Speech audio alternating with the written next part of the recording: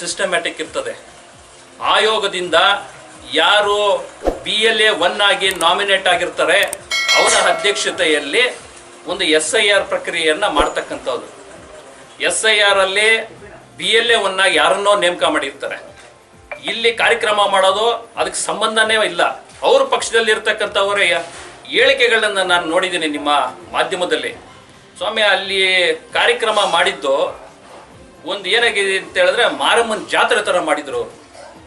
ಅಲ್ಲಿ ನಿಮ್ಮ ಮಾಧ್ಯಮದಲ್ಲಿ ಹೇಳ್ತಾ ಇದ್ದಾರೆ ಇಷ್ಟು ಸಾವಿರ ಜನಕ್ಕೆ ಬಾಡೂಟ, ಇಷ್ಟು ಸಾವಿರ ಜನಗೆ ಒಂದು ಜನಸಾಗರವೇ ಬಂದು ಬಾಡೂಟವನ್ನು ಸೌದೋದ್ರು, ಭಾರಿ ಚೆನ್ನಾಗಿತ್ತು, ಈ ಥರದ್ದು ಹೇಳ್ತಾ ಇದ್ದಾರೆ.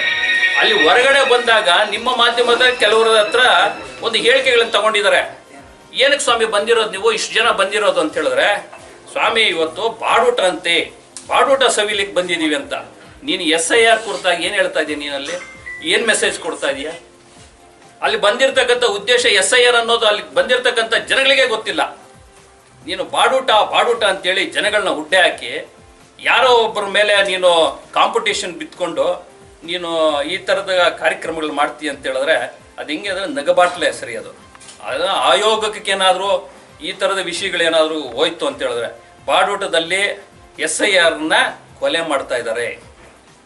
ಒಂದು SIR ಅಂತ ಹೇಳಿದ್ರೆ ಒಂದು ಪ್ರಕ್ರಿಯೆ ಇರ್ತದೆ. ಜಿಲ್ಲಾಧಿಕಾರಿಗಳು ಪಾಪ ಒಂದು ರ್ಯಾಲಿ ಮಾಡೋದ್ರ ಮುಖಾಂತರ ಜನಗಳ ಸರ್ಕಲಲ್ಲಿ ಸೇರಿಸಿ ಒಂದು ಅವೇರ್ನೆಸ್ ಕೊಡೋದ್ರ ಮುಖಾಂತರ ಒಂದು SIRಗೆ ಒಂದು ಗೌರವವನ್ನು ಕೊಡ್ತಕ್ಕಂಥ ಕೆಲಸ ಮಾಡ್ತಾ ಇದ್ದಾರೆ. ಬಟ್ ಇವರೇನು ಮಾಡ್ತಾ ಇದ್ದಾರೆ, ಜನ ಜಾತ್ರೆ ಮಾಡ್ತಾ ಇದ್ದಾರೆ.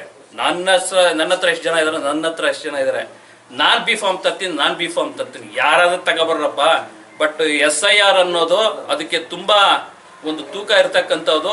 22 ವರ್ಷಗಳ ಆದ್ಮೇಲೆ ಬಂದಿರತಕ್ಕಂಥ ಈ ಪ್ರಕ್ರಿಯೆಯನ್ನ ಕೊಲೆ ಮಾಡಬೇಡಿ. ದಯವಿಟ್ಟು ನಿಮ್ಮ ಸ್ವಾರ್ಥಕ್ಕೆ ಅದಕ್ಕೆ ಬೆಲೆ ಇಲ್ದಂಗೆ ಮಾಡಬೇಡಿ. ಈಗಾಗಲೇ ಚಿಕ್ಕಬಳ್ಳಾಪುರ ಅಂತ ಹೇಳಿದ್ರೆ ಒಂದು ರೀತಿಯಲ್ಲಿ ಯಾರೋ ಒಬ್ಬ ಹುಚ್ಚ ವೆಂಕಟ್ಟಿಂದ ಒಂದು ನಗಬಾಟ್ಲಿಗಾಗಿದೆ ಏನು ರಾಜ್ಯದಲ್ಲಿ. ಚಿಕ್ಕಬಳ್ಳಾಪುರ ಅಂತ ಹೇಳಿದ್ರೆ ಹುಚ್ಚ ವೆಂಕಟ್ ಇದನ್ನಲ್ಲ, ಆ ಕ್ಷೇತ್ರ ನನ್ನ ಮಟ್ಟಕ್ಕೆ ಬಂದ್ಬಿಟ್ಟಿದೆ ನಮ್ದು. ಶಿಡ್ಲಘಟ್ಟ ಅಂತ ದಯವಿಟ್ಟು ಆ ಥರ ಮಾಡಕ್ಕೆ ಹೋಗ್ಬೇಡಿ. ಶಿಡ್ಲಘಟ್ಟ ಅಂತ ಹೇಳಿದ್ರೆ ಇಲ್ಲಿ ಗುಂಪುಗಾರಿಕೆಯಿಂದ ಕಾರ್ಯಕರ್ತರನ್ನ ದಾರಿ ತಪ್ಪಿಸ್ತಕ್ಕಂಥ ಕೆಲಸವನ್ನು ದಯವಿಟ್ಟು ಮಾಡಬೇಡಿ. ಈ ಪ್ರಕ್ರಿಯೆ ಹೆಂಗಿದೆ ಅಂತ ಹೇಳಿದ್ರೆ ಒಂದು ಸಿಸ್ಟಮ್ಯಾಟಿಕ್ ಅಲ್ಲಿ ಹೋಗ್ಬೇಕು.